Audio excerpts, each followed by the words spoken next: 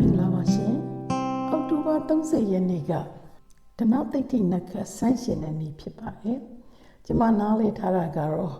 ဓနသိဋ္ဌိနက္ခဆိုတာကတစ်နှစ်လုံးမှာလစဉ်နီးပါးလောက်မှာကိုဆန်းရှင်လေးရှိပါတယ်ဒါပေမဲ့မိနစ်ပိုင်းစက္ကန့်ပိုင်းလေးသာဖြစ်ပါတယ်ဒါဖြင့်ဘာလို့အောက်တိုဘာ30ရက်ကိုမှ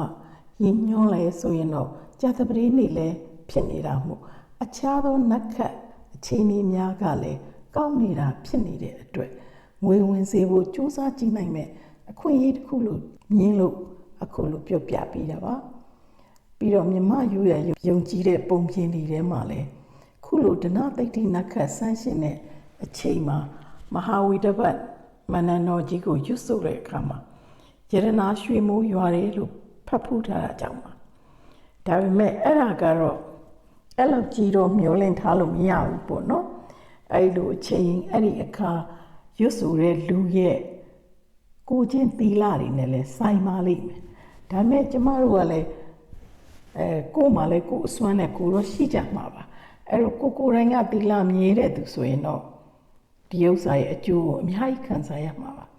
မြန်မာပြည်မှာနေသူများအတွက်ကတော့အောက်တိုဘာလ30ရက်နေ့ညနေ9:55မိနစ်နဲ့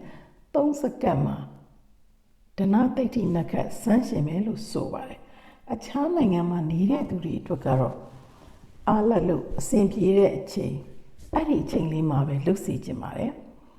ဘယ်လိုပဲဖြစ်ဖြစ်ဒီတိုင်းဆူတောင်းတာတဲ့စာရင်တော့ကိုယ်လက်တန့်စင်ခြင်းတို့တန့်ရှင်းတဲ့အဝိစာများကိုဝိစင်နာတို့ဒါမျိုးကိုအရင်လုပ်တင်ပါတယ်ပြီးတော့အိမ်ဖျားမှာပဲတက်နိုင်တာလေးကိုအရင်လှူဒန်းပူဇော်ကြည့်ပါကိုလိုရာတွေကိုစုမတောင်းခင်မှာလဲ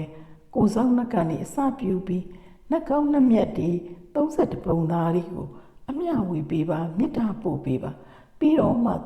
သင်လိုတဲ့ဆုကိုတောင်းစီချင်ပါတယ်ဘာလို့လဲဆိုတော့သူတို့ကူညီရင်တင့်ရဲ့ဆုတောင်းတွေကပိုးပြီးပြေဝဖို့လွယ်ကူတာကြောင့်ပါ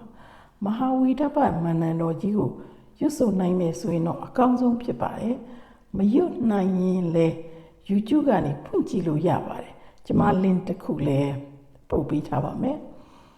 အရာရာကတော့တင့်ရဲ့ယုံကြည်တဲ့စိတ်ပေါ်မှာသာမူတည်တာဖြစ်ပါတယ်ဒါကြောင့်မို့တင့်စိတ်က